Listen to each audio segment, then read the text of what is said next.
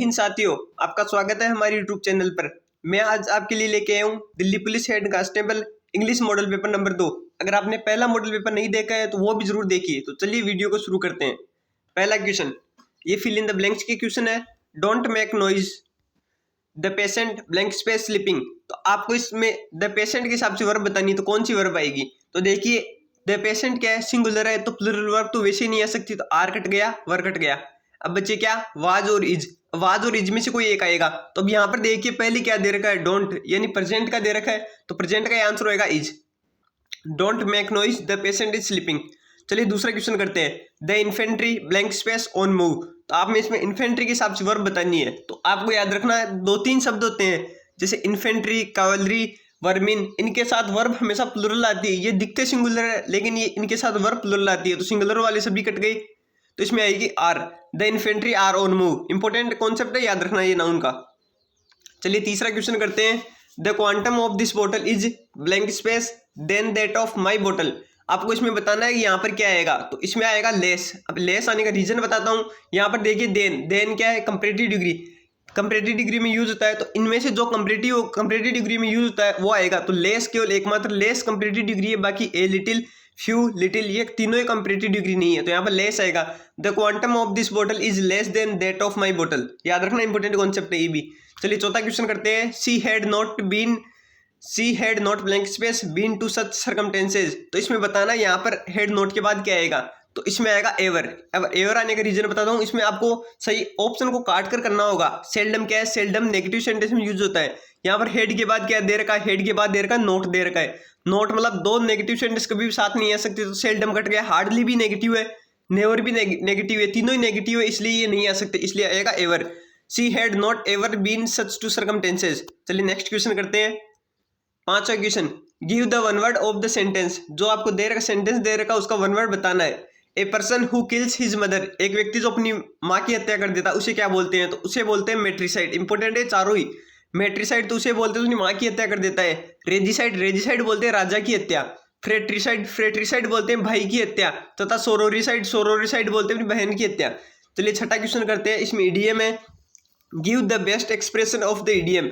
EDM का best expression बताइए। Option choice. Option choice का अर्थ क्या होता है, इसका अर्थ होता है नो अदर चॉइस। या अगर आपको ऑप्शन मिला तो नो अदर चॉइस मिल जाए, या मिले ओनली वन चॉइस, तो भी वो भी सही आंसर होगा। ऑप्शन चॉइस का मतलब होता है कोई दूसरी चॉइस होना ही नहीं।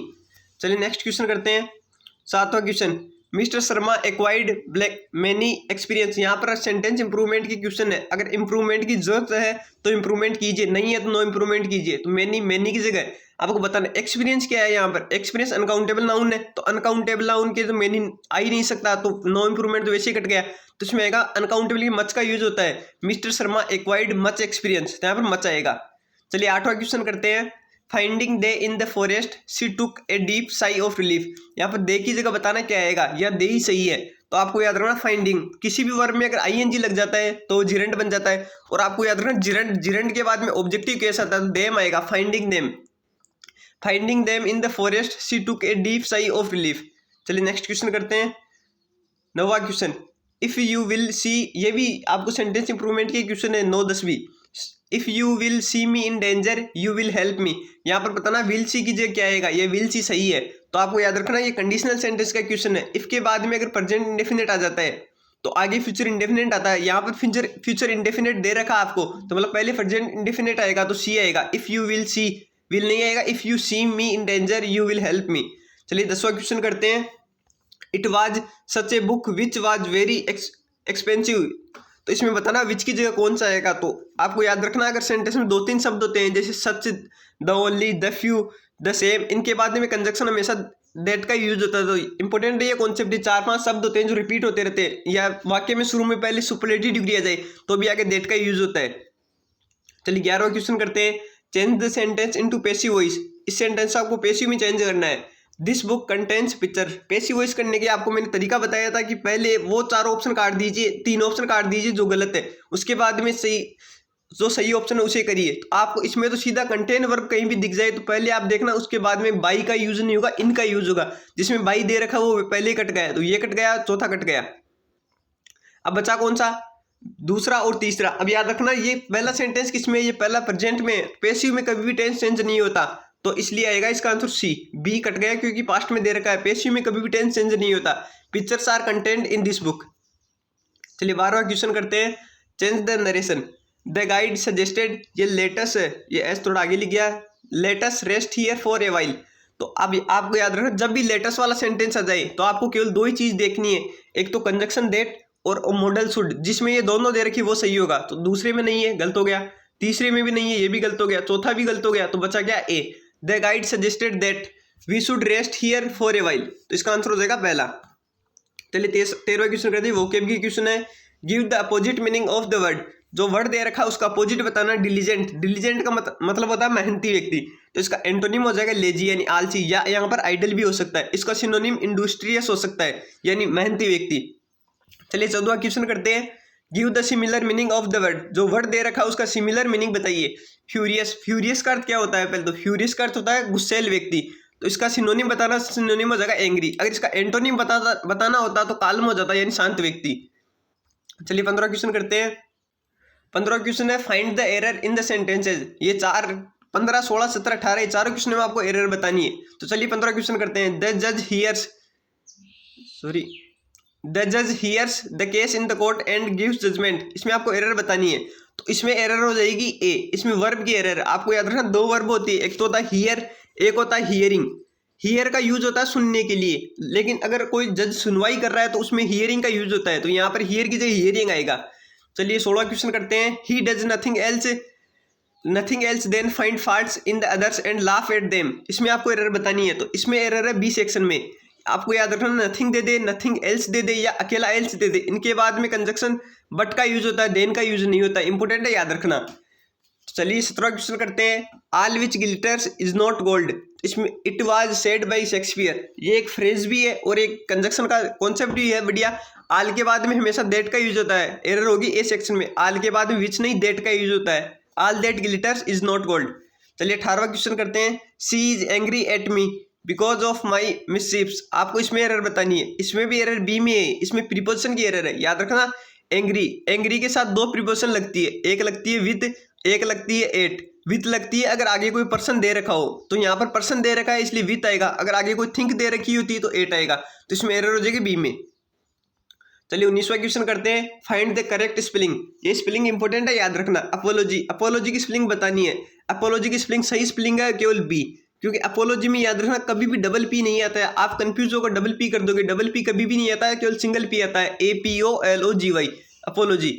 चलिए 20वां क्वेश्चन करते हैं। Find the appropriate order of the sentence. ये PQRS का सेंटेंस है, एक क्वेश्चन आपके कंफर्म PQRS के आएगा, तो आपको PQRS ऐसे नहीं आ सकते। आप जितनी ज्यादा प्रैक्टिस करोगे PQRS की, उतनी सही होने की संभावना बढ़ती जाएगी। तो चलिए पहले सभी को पढ़िए।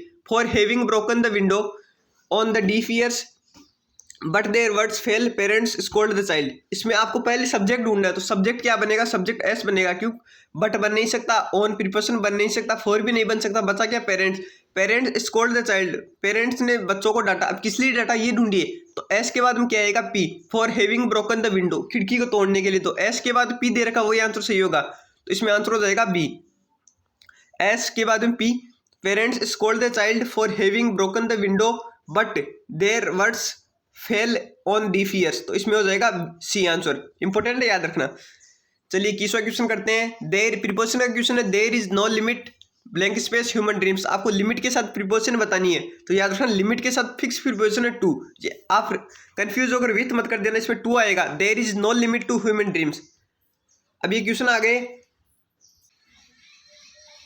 अब आपका ये क्वेश्चन आते हैं पैसेज के। पैसेज करने का तरीका मैंने आपको कल भी बताया था कैसे करना है आपको पैसेज। पैसेज में पहले क्वेश्चन पढ़िए, उसके बाद उसके ऑप्शन पढ़िए, फिर पैसेज को 2 बार पढ़िए, एक बार नहीं 2 बार पढ़िए, उसके बाद कीजिए, तो आप पैसेज में इसके आंसर मिल जाएंगे। मैं आपको आंसर बता देता हूँ, मिल जाएंगे। आसानी से पढ़ना, धैर्य से पढ़ना, और पैसेज छोड़ना मत। पैसेज की जितनी आप ज़्यादा प्रैक्टिस करोगे उतना ही आपके लिए बढ़िया रहेगा।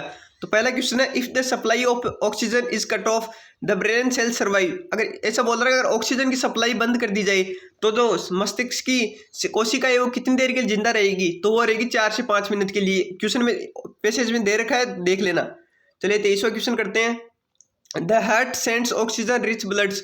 जो हृदय होता है वो ऑक्सीजन रक्त कहाँ पर भेजता है, तो वो भेजता है संपूर्ण बॉडी में, टू एंटायर बॉडी। ये भी पैसेज में दे रखा है। आपको पैसेज लाइन टू लाइन नहीं मिलानी है, समझना है पैसेज क्या बोल रहा है। चलिए 24वां क्वेश्चन करते हैं। All the body cells need a constant supply of, शरीर की जितनी भी कोशिकाएं हैं उन्हें किस किस कांस्टेंट सप्लाई चाहिए, तो उन्हें चाहिए ऑक्सीजन की। नाइट्रोजन, हाइड्रोजन इनका तो जिक्र ही नहीं किया गया तो ये होंगे नहीं। चलिए 25वां क्वेश्चन करते हैं। हार्ट डिजीज ऑक्यूर फ्रॉम, जो हृदय रोग होते हैं वो किसके कारण होते हैं, तो ए डैमेज टू हार्ट मसल, जो हार्ट मसल्स होती है उनमें डैमेज होने के कारण हार्ट डिजीज होते हैं। ये भी पैसेज में दे रखा है। तो ये आपके 25 क्वेश्चन कंप्लीट होते हैं। अगर वीडियो अच्छा लगा हो तो लाइक, शेयर और सब्सक्राइब जरूर कीजिए।